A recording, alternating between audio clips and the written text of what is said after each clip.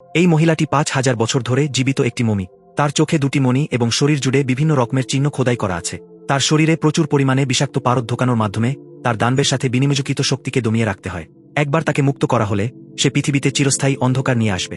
তিনি প্রাচীন মিশরের রাজকন্যা ছিলেন এবং সিংহাসনের একমাত্র উত্তরাধিকারী। কিন্তু একটি ছেলে সন্তানের জন্ম দিয়ে ফেরার নতুন প্রিয়তমা সেই স্থান দখল করে নেয়। রাগে ও প্রতিহিংসায় সে মৃত্যুর দেবতাকে আহ্বান করে এবং নিজের শরীরকে মূল্য হিসেবে দিয়ে একটি চুক্তি করে। সে মৃত্যুর দেবতার দেয়া লাল রত্নের ছুরি নিয়ে চিরজীবন শক্তি অর্জন করে। সেরা তার ঘুমন্ত পিতা এবং সদ্যজাত ভাইকে হত্যা করে। চুক্তি অনুযায়ী তাকে মৃত্যুর দেবতার জন্য একটি পাত্র খুঁজতে হবে, যাতে সে পৃথিবীতে এসেছে। কিন্তু ফেরা সেনারা তাকে থামিয়ে দেয় এবং তাকে নিষ্ঠুরভাবে মমি বানিয়ে দূরের এক গোপন স্থানে আবদ্ধ করে দেয়, যেখানে সে চিরন্তন অন্ধকারের শাস্তি পায়। ৫,০০০ বছর পরে যুদ্ধের একটি গোলার আঘাতে কবরের প্রবেশপথ খুলে যায় এবং বিশাল প্রাচীন মিশরীয় মূর্তি প্রকাশ পায়। সামরিক বাহিনী লোকজন পাঠিয়ে পরিস্থিতি পর্যবেক্ষণ করায় এবং দা ঝুয়াং ও তার সহকারী প্রত্নতত্ত্ববিদ কেইথকে রক্ষার নির্দেশ পায়। গুহায় প্রবেশের পরে তারা ৬টি মিশরীয় মূর্তি এবং পার্দে ভরা গভীর একটি গর্ত দেখতে পায়। কেন্দ্রে থাকা ৩টি লোহার শৃঙ্খল দেখে কেইথ বুঝতে পারে যে এটা সাধারণ মিশরীয় কবর নয়। দা ঝুয়াং শীর্ষে কোনো মেকানিজম দেখে গুলি করে ফেলে। একটা বিশাল পাথর নেমে এসে পাথরের কফিনটি ধীরে ধীরে উপরে উঠতে থাকে। তারা অবাক হওয়ার আগেই অসংখ্য মাকড়সা উঠে আসে এবং তাদের আক্রমণ করে। দুর্ভাগ্যগ্রস্ত এক সহকারী মাকড়সার কামড় খায় আর দা ঝুয়াং একটি বিভ্রমে আটকে যায়। এক মহিলার কণ্ঠ বলে দা ঝুয়াং তাকে মুক্ত করেছে এবং সে তার নির্বাচিত ব্যক্তি। ভাগ্যক্রমে কেইথ সমজমতো তাকে জাগিয়ে তোলে। সামরিক বাহিনী কফিনটি তুলে নিয়ে যায় এবং একটি বিমানে রাখলে তুমুল ধূলিঝড় শুরু হয়। বাধ্য হয় বিমানের আগাম উড্ডয়নের জন্য এবং এই সময় সহকারীটি মাকড়সার কামড়ে পরিবর্তিত হতে শুরু করে। সহকারী নিজের নিয়ন্ত্রণ হারিয়ে তাদের আক্রমণ করতে থাকে। দা ঝুয়াং তাকে গুলি করে কিন্তু কোনো কাজ হয় না। এরপর বিমানটি কেঁপে ওঠে, এক ইঞ্জিন নষ্ট হয়ে যায় এবং সামনে অসংখ্য কাক দেখা যায়। পরের মুহূর্তেই সেই সব কাক পাইলটের উপর আঘাত হানে, বিমান বিশৃঙ্খল হয়ে মাটির দিকে নেমে আসে। সংকটের মুহূর্তে দা ঝুয়াং কেইথকে একমাত্র প্যারাসুটটি দেয় এবং নিজে বিমানটির সাথে মাটিতে আছড়ে পড়ে। অপ্রত্যাশিতভাবে দা ঝুয়াং, যাকে মৃত ভেবে সবে ব্যাগে রাখা হয়েছিল, জীবিত হয়ে উঠল এবং মৃত সহকারী তার সামনে উপস্থিত হল। সহকারী দা ঝুয়াংকে জানাল যে সে মৃত্যুর দেবতার নির্বাচিত পাত্র। এদিকে বিমানের ধ্বংসাবশেষ পর্যবেক্ষণ করতে এসেছিল এমন কর্মীরা মমি সেরার দ্বারা শুষ্ক মমিতে পরিণত হয়ে পড়ল, আর সেরার কঙ্কালের মতো শরীর ধীরে ধীরে স্বাভাবিক রূপে ফিরে এলো। দা ঝুয়াং সূত্রের ভিত্তিতে সেখানে পৌঁছাল এবং প্রবেশের সঙ্গে সঙ্গেই শুষ্ক মমিরা তার দিকে টেনে নেয়। সেরা তার ওপর ঝাঁপিয়ে পড়ল এবং তাকে পর্যবেক্ষণ করতে শুরু করল। নিশ্চিত হওয়ার পর সেরা পাথরের মূর্তি ভেঙে ছুরি বের করে দা ঝুয়াংকে খোঁচাতে প্রস্তুতি নেয়, কিন্তু হঠাৎ বুঝতে পারে যে ছুরির উপরে লাল রত্নটি নেই। মূলত শুধুমাত্র লাল রত্নযুক্ত ছুরি মৃত্যুর দেবতাকে পুনরুজ্জীবিত করতে পারে। এই সময় কেইথ ভুলবশত সেখানে উপস্থিত হয়। কেইথের আগমনে সেরার দৃষ্টি আকর্ষিত হওয়ার সুযোগে দা ঝুয়াং প্রথমে মমিদের পরাজিত করে এবং পরে ছুরিটি সেরার শরীরে ঢুকিয়ে দেয় এবং পালানোর জন্য গাড়ি নিয়ে দ্রুত চলে যায়।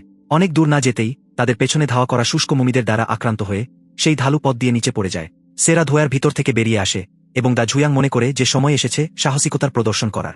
দা ঝুয়াং একটি লাঠি তুলে নিয়ে এগিয়ে যায় এবং কেইথ তাকে উৎসাহ দিতে থাকে। ভাগ্যের সাথেই কেইথের পিছনের দল সময় মতো উপস্থিত হয়। তারা লোহার আংটা ব্যবহার করে সেরাকে নিয়ন্ত্রণ করে এবং তাদের ল্যাবে নিয়ে আসে।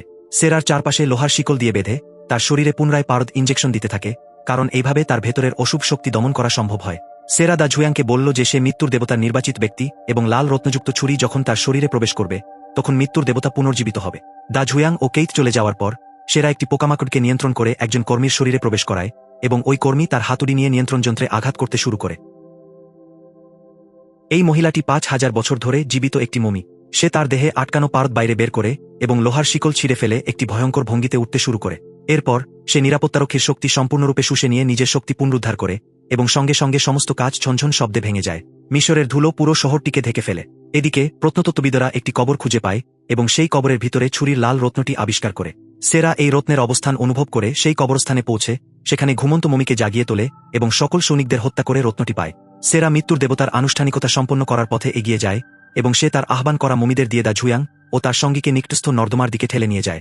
মমিদের হাত থেকে মুক্ত হয়ে তারা সাঁতার কেটে ওপরে উঠতেই সেরা আসে এবং কেইথকে সরাসরি পানিতে টেনে নেয়। দা ঝুয়াং তাড়াতাড়ি তাকে অনুসরণ করে, কিন্তু পেছনে অসংখ্য মমি তাকে লক্ষ্য করে সাঁতরে আসে।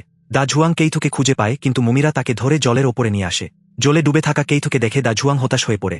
সেরা তার সামনে উপস্থিত হয় এবং ক্রুদ্ধ দা ঝুয়াং তার দিকে ঝাঁপিয়ে পড়ে, কিন্তু সেরা তাকে মাটিতে ফেলে দেয় এবং গলা ধরে তাকে তুলে ধরে। সেরা তাকে আত্মসমর্পণের পরামর্শ দেয়, কিন্তু দা ঝুয়াং গোপনে ছুরিটি স্পর্শ করতে থাকে এবং না বলে উঠে সেরার কাছে থেকে ছিটকে পড়ে। দা ঝুয়াং ছুরিটি তুলে নিয়ে মাটিতে আঘাত করে। যখন সে আবার আঘাত করতে যায়, সেরা তাকে থামিয়ে জানান যে এটি দেবতা হওয়ার একমাত্র সুযোগ এবং জীবন দান করার ক্ষমতা হারানোর ইঙ্গিত দেয়। দা ঝুয়াং মৃত কেইথের দিকে তাকিয়ে এক ধরনের বোধ করে এবং ছুরিটি নিজের শরীরে ঢুকিয়ে দেয়। সে তীব্র ব্যথায় কাঁপতে থাকে এবং তার চোখে দুটি মণি জন্ম নেয়। দা ঝুয়াং উঠে দাঁড়িয়ে ধীরগতিতে সেরার দিকে এগিয়ে যায় এবং তাকে দূরে ছুঁড়ে ফেলে দেয়। তারপর তাকে পাথরের উপর আঘাত করে তার সমস্ত শক্তি শুষে নেয়। এরপর দা ঝুয়াং কেইথের পাশে এসে তার নবপ্রাপ্ত শক্তি ব্যবহার করে তাকে জাগিয়ে তোলে, কিন্তু নিজে গায়েব হয়ে যায়। আসলে সে একপাশে লুকিয়ে পড়ে, কারণ সে ভয় পেত যে নিজের উপর নিয়ন্ত্রণ হারিয়ে কেইথের ক্ষতি করবে। তাই সে নিজে চলে যায় এবং সহকারী দা ঝুয়াংকেও পুনরুদ্ধার করে, এবং দুজনেই অভিশাপ দূর করার যাত্রা শুরু করে।